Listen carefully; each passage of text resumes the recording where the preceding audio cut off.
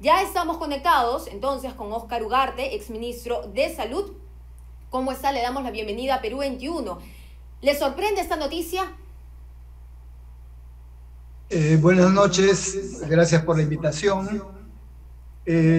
Bueno, se venía voceando en estos últimos días que había un interés particular del grupo de Vladimir Cerrón de tener la cartera de salud bajo su mando, ¿no? Y eso, por lo tanto, ponía inestable la presencia del doctor Ceballos, que como sabemos no es militante de Perú Libre. Él ha sido militante del Frente Amplio, del grupo que lideraba en su momento el grupo que se escindió, digamos, de Frente Amplio original, y por lo tanto había al parecer una presión para que salga Hernando Ceballos y poner a alguien del grupo mucho más cercano a Vladimir Cerrón. Esta versión que ustedes dan de que podría ser la congresista Parlatino, este, podría coincidir con eso, digamos, pero hasta el momento eran especulaciones, ideas, ¿no? Estamos a portas, supone, de la designación de un nuevo gabinete, pero sin duda lo que esto explica es la tremenda inestabilidad al interno del propio gobierno, porque hasta hace 24, 48 horas, Hernando Ceballos era voceado más bien como posible premier, y ahora resulta que no estaría, ni siquiera continuaría en el sector salud. Eso lo que indica es una situación sumamente crítica a nivel de gobierno. No sabemos todavía cuál va a ser la composición. Se menciona que el actual ministro de Justicia pasaría a ser premier, pero si es así, y dependiendo de cuál es la composición que definitivamente se informe, sería un gobierno o un gabinete no muy diferente a los anteriores y por lo tanto sin ninguna posibilidad, desde mi punto de vista, de mantener una estabilidad, de darle una estabilidad al gobierno, y creo que difícilmente podría pasar la votación de la investidura ante el Congreso, con lo Sin cual duda. sería un gabinete también de muy corto plazo y tendría que buscarse una recomposición, porque esto estaría expresando que la crisis política que se ha generado por la propia inestabilidad con el gabinete anterior designado por el presidente Castillo, Por el propio presidente, no además. concluye. Exacto. Y por lo Y tanto vamos a tener todavía una situación de crisis que plantea ya con mucho más cercanía esta alternativa de vacancia o renuncia, ¿no? lamentable para nuestro país en medio de una pandemia, en medio de una ola delincuencial, donde hay muchos temas que atender. Y en ese sentido, por la pandemia, ¿cómo afectaría la salida de Hernando Ceballos al sector salud? Porque si bien es cierto, por ejemplo, con el señor Cerrón en Junín ya tenemos algunos antecedentes de su desempeño como doctor, le decían doctor anemia. Entonces, si él tiene influencia en la designación en el sector salud con Kelly Portalatino, si es que se da, ¿cómo se vería afectado, por ejemplo, el ritmo de la vacunación o también el hecho de enfrentar la pandemia?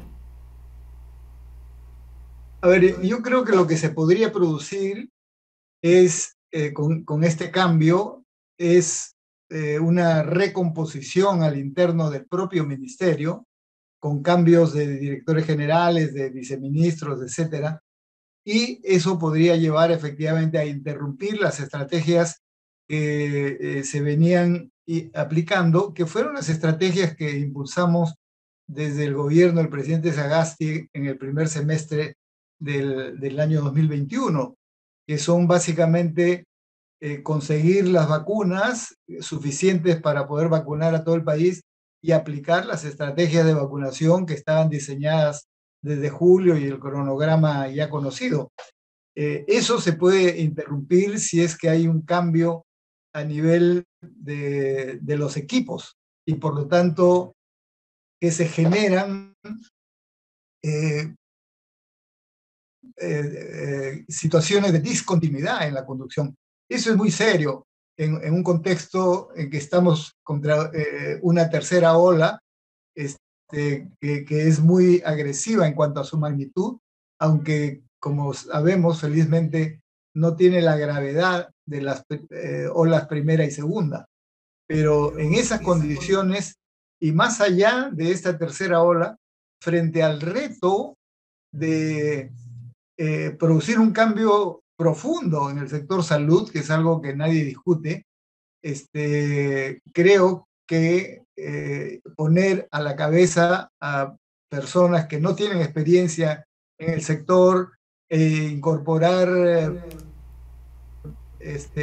directores y funcionarios de alto nivel solo por conveniencia política de quienes toman las decisiones, puede ser sumamente negativo para el país, ¿no? Y eso preocupa sin duda muchísimo.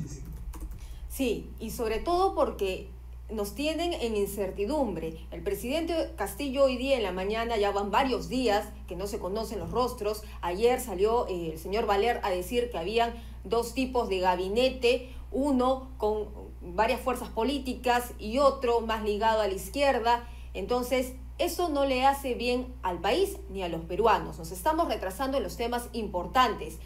¿Cómo augura usted este desenlace? ¿Cómo ve la continuidad, digamos, del gobierno ya fuera del sector salud? Analizándolo así, a ver, fríamente. Como mencionaba a un principio, si el gabinete que estaría por juramentar sería, digamos, con el mismo contenido de las posiciones, digamos, que han estado muy cercanas o que son parte de Perú Libre, que son los grupos más radicales, obviamente lo que va a pasar es que la crisis política no va a terminar. Sería un paso adicional de crisis. He mencionado que si es un gabinete con esa composición, que no abre puertas hacia los diferentes sectores, no solo políticos, sino de la sociedad, va a ser muy difícil que sea aprobado en el Congreso cuando se presente para recibir el voto de investidura. Y si no se aprueba en el Congreso, tiene que renunciar nuevamente el gabinete y seguimos a la crisis.